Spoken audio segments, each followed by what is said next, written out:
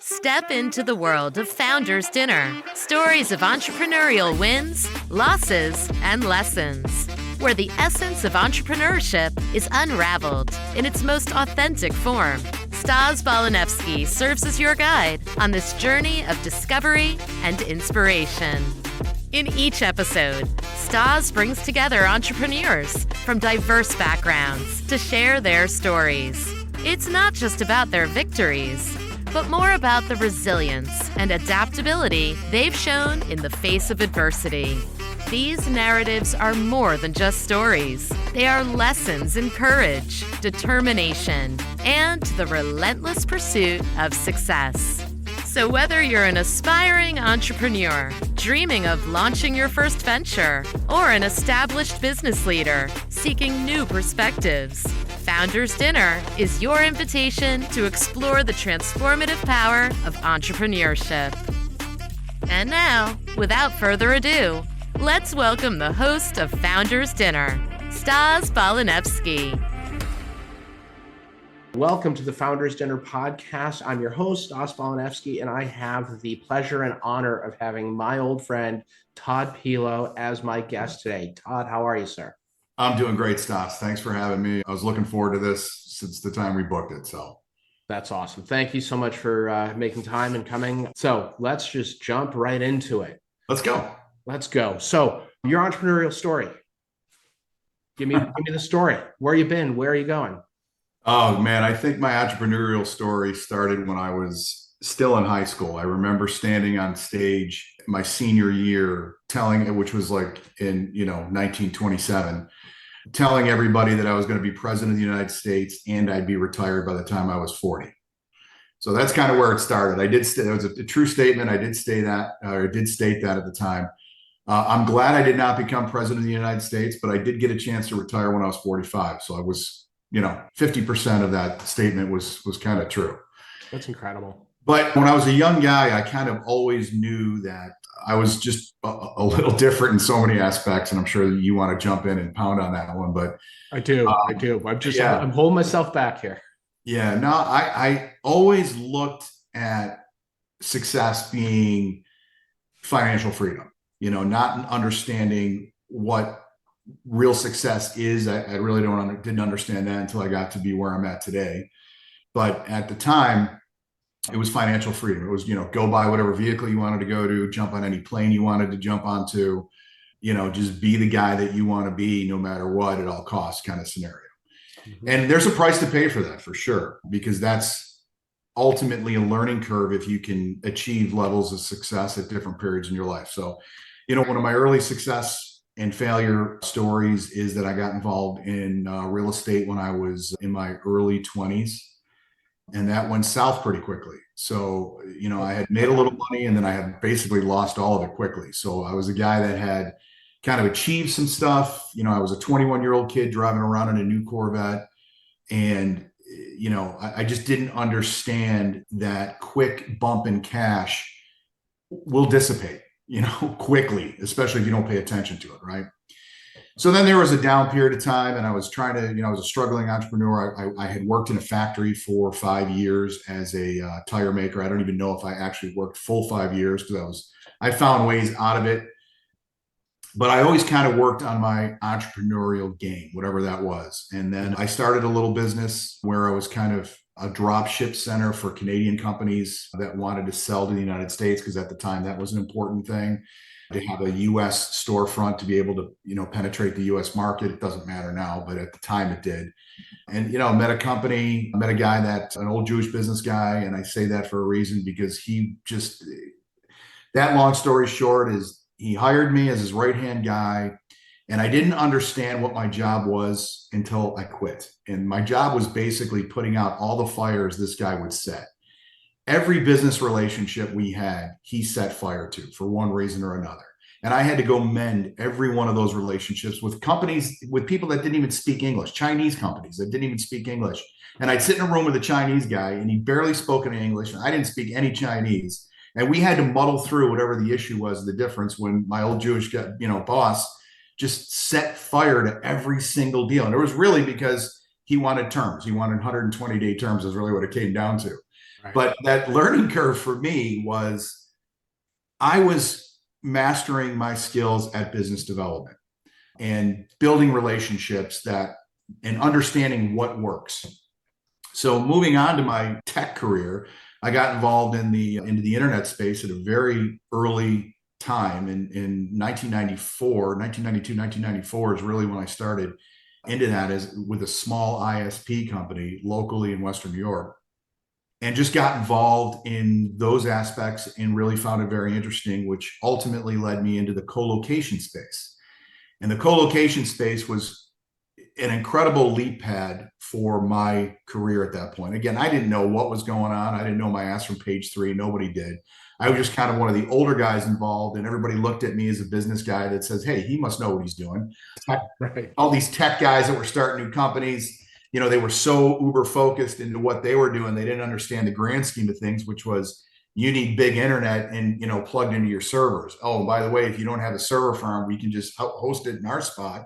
And we can, then you can capitalize on the internet from there. So that had propelled me into a space where people thought I actually knew what I was doing. And, the more I got involved with it, the more I did figure out what I was doing, which was great.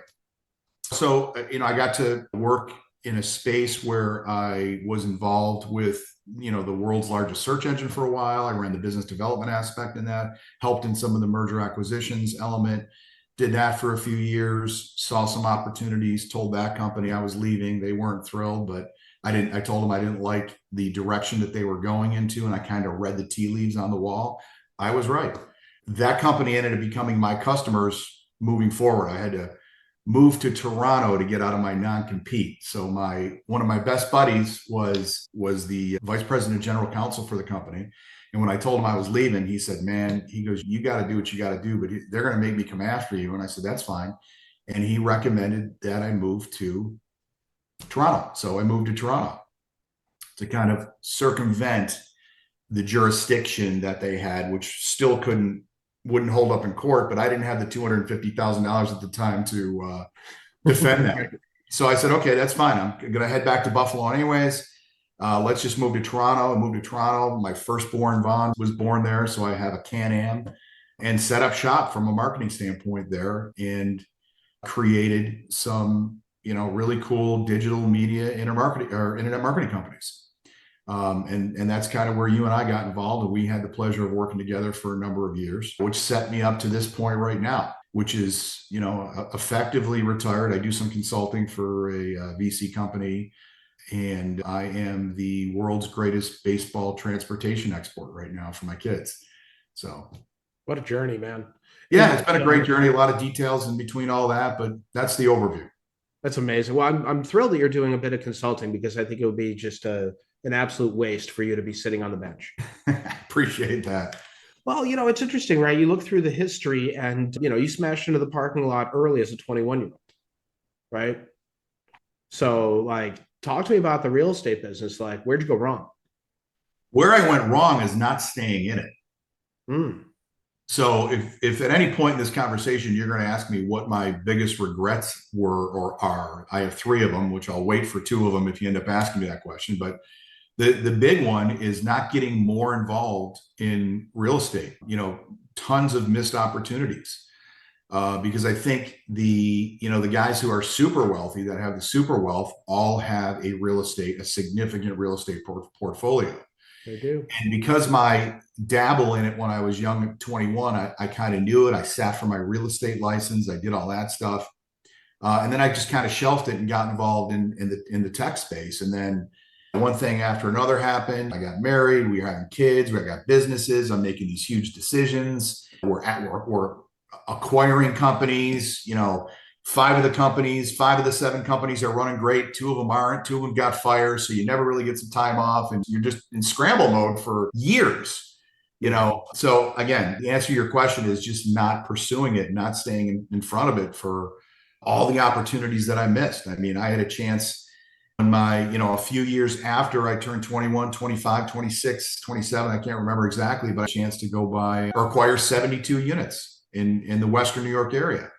And I chickened out of that. Later in life, at definitely the pinnacle, I had a chance to acquire these apartment complexes. And a friend of mine who's in the real estate business, kind of shied me away from it in a sense, but he didn't do it in a way where he said, don't do it. He kind of explained to me what it takes to do it. And that had kind of scared me a little bit because, I'm a disciplined guy. I like to understand all the things, or as many things as you can before business. But the reality is you still got to take risks. And I didn't take some of those risks. I got involved in Florida real estate. I should have doubled down on the properties that I own there. And I didn't. It was all, the tea leaves were all right in front of me. I just didn't do it enough. So there you go. Man, if I had a nickel for every single entrepreneur that said, man, I should have just trusted my instincts. So to the 2 subscribers that we probably have on this podcast. Thank you very much. Trust your instincts. You're going to be right most of the time. And when you're wrong, if you're smart, you're hedged, right? Yes. You weren't ever going to put every single penny into real estate. You're going to do it smart.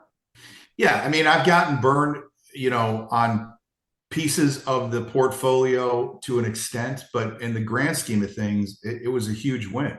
Yeah. And, like I said, I should have done it more. So I should have stayed with it is what I should have done. I should have took my hard knocks then.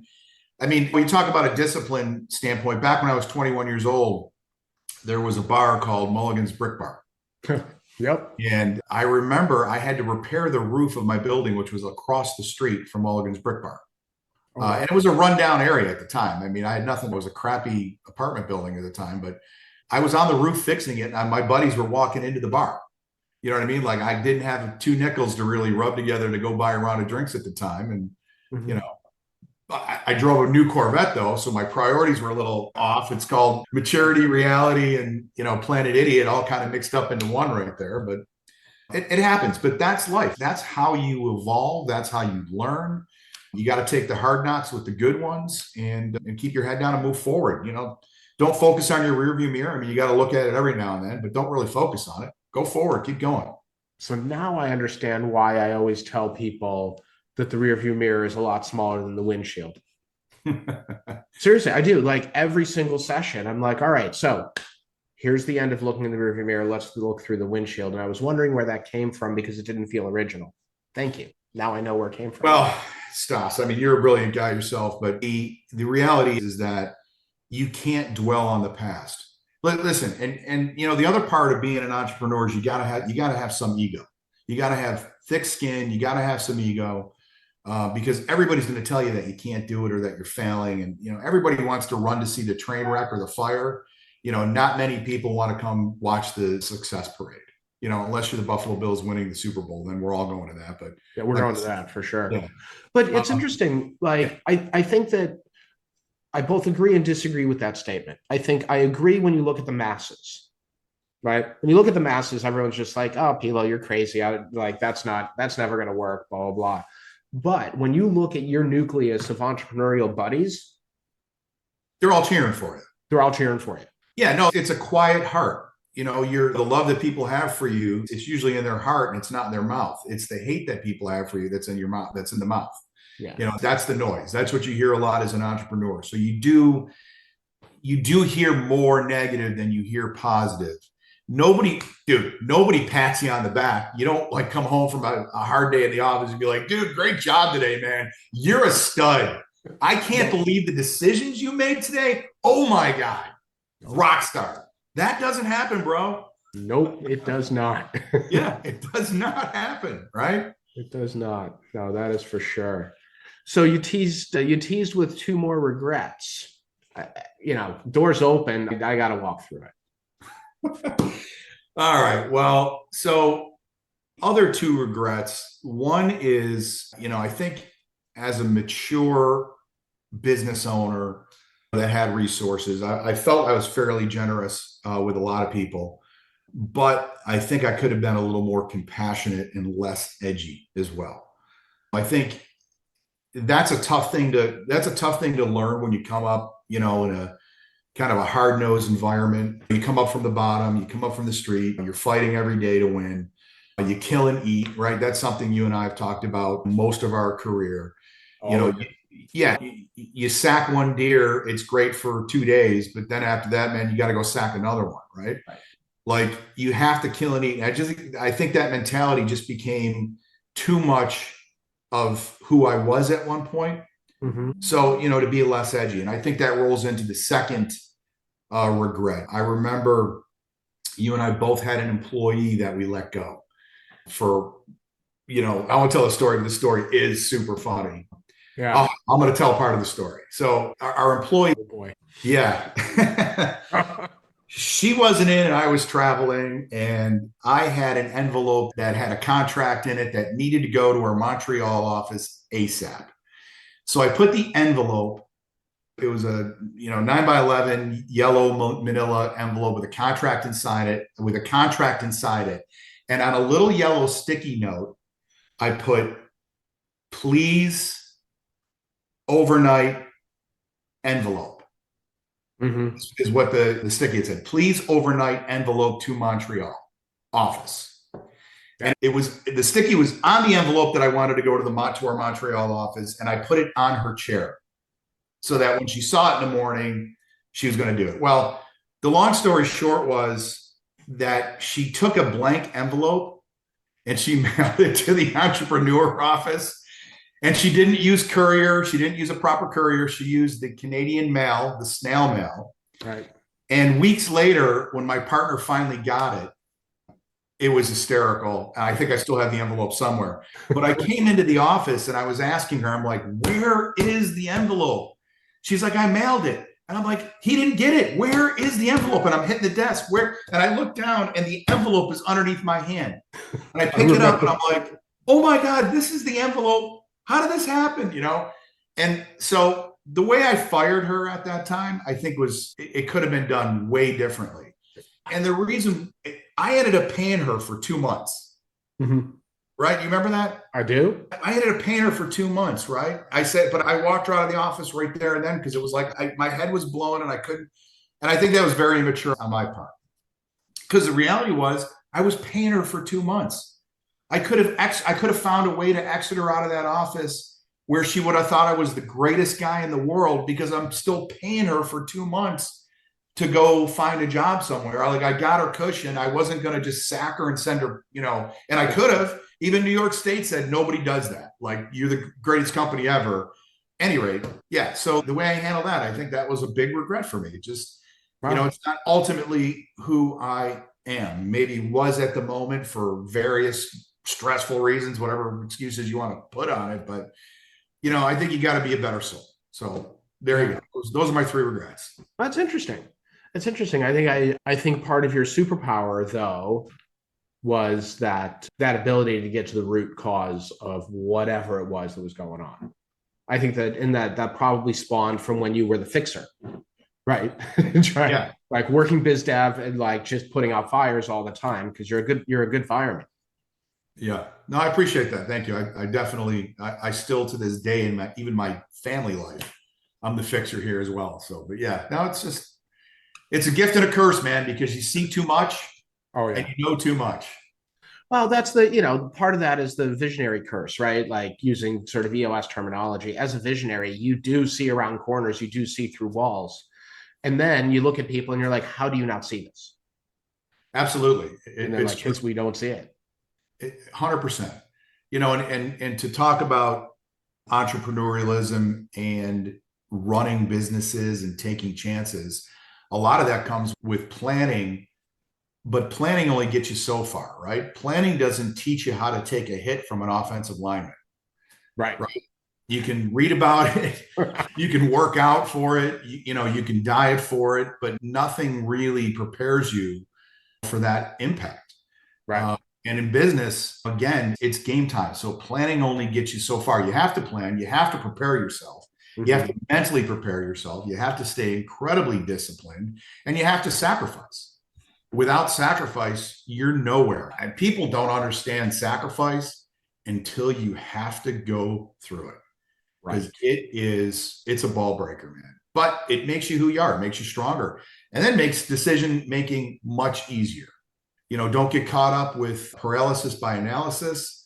It's okay to make the wrong decision. You just have to be able to correct it before it becomes detrimental. So That's awesome. One of the is if someone were to ask me, like, give me a Pellow phrase that is really sort of impactful, one that I have repeated 10,000 times, and I'd like you to sort of tell me about the genesis and your application of it, is the road to revenue. I knew you were going to say that. So yeah, we've lived it. Yeah. The road to revenue. And that's where I do some of the consulting aspect as well. Of course. In business, you do this with EOS as well, but you can't tell yourself stories. You just can't tell yourself stories. You got to keep it real through the whole process. The good, the bad, the ugly, everything. The road to revenue gets muddied very quickly if you don't stay disciplined on that road to revenue. And you have to be able to ask yourself the question, is this, will this generate revenue? That's all there is to it. Will it generate enough revenue to cover my nut? And understand what that is. You have to understand what your expenses are. You have to understand what profit margin is. You have to understand all that stuff, but you also have to make sure that you are down a road that will absolutely generate revenue. Because if you're going down a road because it feels good or it looks cool, and that's not it. It needs to be the road to revenue, and you have to stay disciplined for it. And I think that in everything I've done since I was 16, I understood the road to revenue. Not every time I was on it, and not every time I got there, but I learned each and every one of those times that I didn't get there, why and how I corrected it. I have told myself stories. I have lived with the outcomes of that. And I've gotten myself right in the head in terms of being objective, being realistic, and don't fall down that slippery slope right there. Yeah, that's awesome. That real view is so unbelievably important. Yeah. The slippery slope doesn't tell you that it's actually a barbed wire hill that you're going to roll down. Right. You know what I mean? That's right. So it's just not falling down. It's like you're down a barbed wire hill, and there's nothing fun about that. No, there is not. I mean, I see it less and less now just because of the caliber of the entrepreneurs that I'm lucky enough to work with. They've achieved product market fit. They understand what their margins are. They understand their numbers to a pretty high level. They know what they need to do.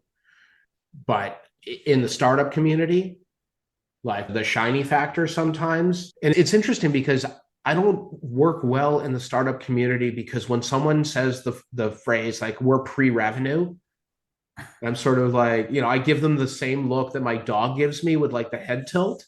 Yeah. I understand it conceptually. I understand that it's proof of concept. It's, MVP, blah, blah, blah, blah, blah. But when someone says to me pre-revenue, the old instinct kicks in. Oh.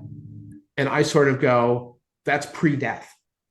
I tap out of those environments when I get asked to consult and I have with some of these startups that have like plateaued.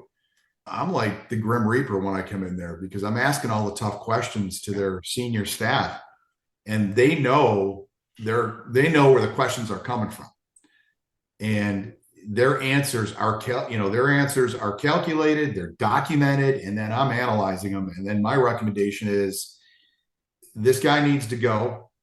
This asset needs to be isolated, sold, and dropped or moved into another asset because, if they're not on the road to revenue and they can't get on the road to revenue, then it's time to fold. It's time to move that thing into a different direction. Right. But you're right. Pre-revenue just means, I'm here to spend money. Yeah. Okay. Other people's money. And guaranteed it's not their own. No, it's, we're through an angel round, a friends and family round, and blah, blah, blah, blah, blah. Yeah. It's like, oh my goodness. Yeah. You got to go old school. You got to make it happen. Yep. Yeah. And you got to have skin in the game. Through my career, I have never, ever, ever, ever, ever asked for money. Never asked for a credit, never went for a credit line. Super lucky. I'm going to knock on wood there, but I never did those things. No. And as the businesses evolved, I made sure that I wasn't carrying debt and nothing. I'm not saying nothing could have collapsed it, but like we were always in a very strong position. Well, your cash management skills are pretty good. And I think that also anchors to the road to revenue where when you were looking at the revenue, right? Looking at the projections, you were looking at the margins, you were looking at the net revenue. You weren't looking at the gross. Right. And at that point, when you're looking at the net, and if the margins are thin and you can't really hedge well enough against it, you didn't do it. Like that's what was kind of cool about the cash position that you were able to get into.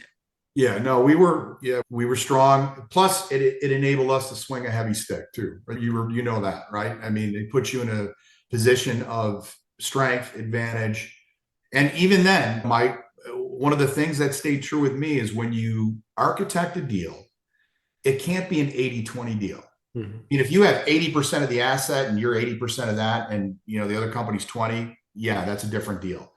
But if you guys are in it, you got to build a 50-50 deal. You got to have a winning relationship on both sides of the fence. And the reason why is because if you don't, and the other side figures out that you're 80-20, they're going to become disincentivized to perform.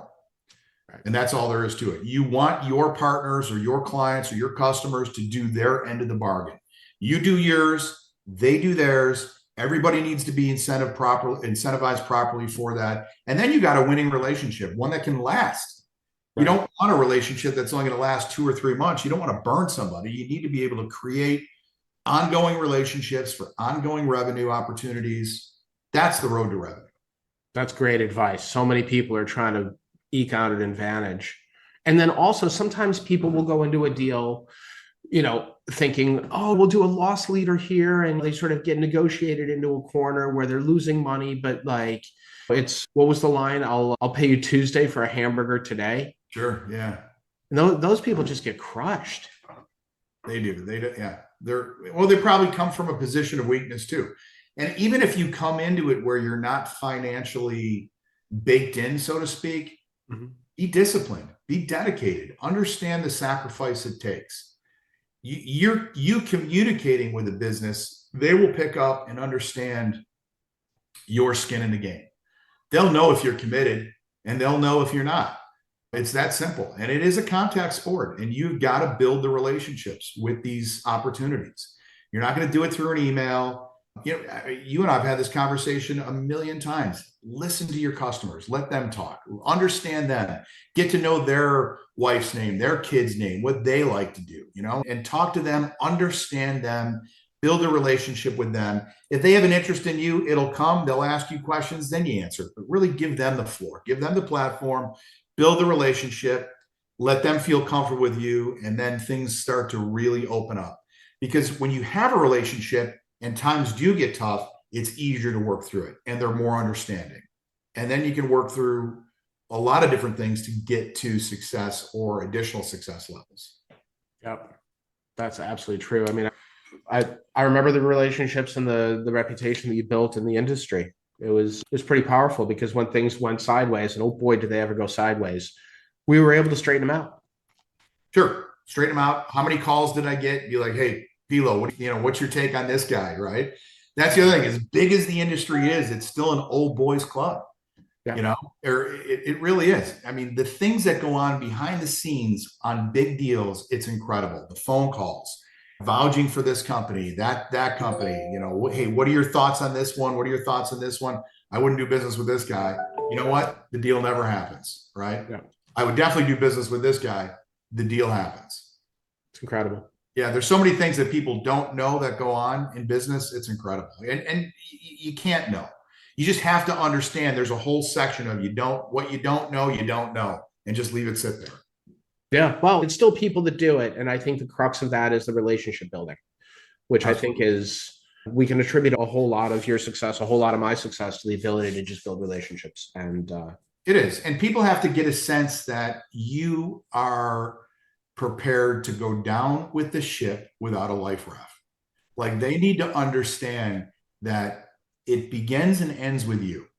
And you have to prepare yourself for that too. Have exit strategies, have all that, but stay on the boat, stay on the ship, be that disciplined, believe in what you're doing. Make sure you're not telling yourself stories, and get yourself on the road to revenue. It's absolutely key. Those things, I know that your services and you do a lot of coaching around those sort of platforms to get people to help them get on the road to revenue, because you don't want them to tell stories. And I think that's what your business really does. I think it's super cool. It takes entrepreneurs that know and love a certain industry, that aren't as well-rounded in how to run a business and how to deflect and how to combat certain scenarios and build pipelines and follow up with them and all that other stuff. That's what I think is super cool that you do right now. And it's a huge benefit to a lot of businesses. Thanks. Yeah, it is the greatest work that I've ever done, and there is zero chance I'd be any good at it had we not crossed paths all those years ago and worked together. Well, I appreciate that, dude. But I'll tell you, man, you're a rock star. Like you have this is where you're supposed to be right now. Yeah, it's a good spot. I appreciate that, man. This is either here or at the bar, one of the two. You're supposed to be at one of those two spots. You know, it's funny when I was walking to work this morning, thinking about this podcast and finally getting you on here, and I thought, thank God I was not into bourbon when we were living in the same city. It would have been easier. I wouldn't have these remnant Scotch bottles laying around in my house right now that nobody will drink. So. Okay, Scotch is still good every now and again, but yeah, thank you, man. So many nuggets of wisdom, so much stuff. I mean, I hope an entrepreneur that listens to this really takes it to heart and really just goes all in and figures out their road to revenue, doesn't tell themselves any stories. And if one person does that, then we have done what this episode was all about. We've helped one entrepreneur. I agree. I hope it does help somebody because it is a journey. And the other thing I'll end with is that a great friend of mine who was wildly successful. He was older than me when I was back living in Toronto. Wild successful guy, had 109 retail stores. Good buddy of mine. We just had a great relationship. He would always tell me that it's not about the destination, it's about the journey. And then as a 30-year-old, 32, 33-year-old guy, I never understood what that meant. I really didn't, because I was so focused on the destination. The destination for me was, being able to do what I wanted to do, say what I wanted to say, be where I wanted to be, that sort of thing, right? Buy the cars I wanted to buy, whatever, the house, whatever. That was the destination for me. And then, when I had arrived at that destination, and then lived in that destination for a while. And like I said, things have been great. I'm very fortunate, very lucky, all that other stuff. Now I look back and it was 100,000% all about the journey. It's all about the journey, the people, the timeline, the relationships you build, where you built them, how you did it, who you did it with, where you did them, right. How it evolved, were you right? Were you wrong? What's the success level? Who enjoyed the success? Who won? It's just an incredible journey of life. It really is. The cities, the states, the countries, it's just incredible when you look back on the journey. Obviously, when you're at the destination, it is 100% about the journey. And I don't know if people will ever get it while they're going through that journey, but it is about the journey. Take the moments in. Think about our journey. Think about the ad techs, the SES shows, the meetings. Oh my God. The deal structures, the things that we did at that time, just phenomenal. The people we met, just incredible. I sat in the corner table at the bar at the Warwick Hotel 4 weeks ago. Yeah. And I just with an eyeball view of 53rd and 6th, right across the street, right there. Yeah. You're on 53rd. Yeah. Yeah. Mm-hmm. Just incredible. Yeah. I mean, I've outlived 2 bars establishments that I did deals in. They don't even exist anymore. That's right. Oh, they're different names. One building isn't even there. So it's the journey is phenomenal. But it really is. The memories, the fun, the everything. It's phenomenal. So entrepreneurs out there, enjoy the journey, as stressful and as scary as it may be. Go do it and, get back in touch with us and tell us how it's going. I mean, people, I'm sure you're open to people reaching out to you saying, hey, I listened and here's what I did. Right? Absolutely. For sure. I sure am too. So I think with that, this concludes this week's episode of the Founders Dinner. Thanks for having me, Stas. I appreciate it. Thank you so much, man. This is fabulous. That's a wrap on today's episode of Founders Dinner. Stories of entrepreneurial wins, losses, and lessons. Once again, we've journeyed through the inspiring and challenging world of entrepreneurship with Stas Balanevsky, uncovering stories that illuminate the resilience and adaptability at the heart of success. Each narrative shared today is a testament to the unyielding spirit of our entrepreneurial guests, providing lessons in courage and determination. We hope these stories have not only entertained, but also inspired you. Whether you're taking the first steps in your entrepreneurial journey or are a seasoned leader in the business world, Founders Dinner is more than just a podcast. It's a community of learning, inspiration, and connection. Don't forget to subscribe to our podcast for more insightful episodes and join our vibrant LinkedIn community to continue the conversation, share experiences, and connect with like-minded entrepreneurs. Until next time, keep embracing the entrepreneurial journey. This is Stas Balanevsky, thanking you for being a part of the Founders Dinner family. See you at the next dinner.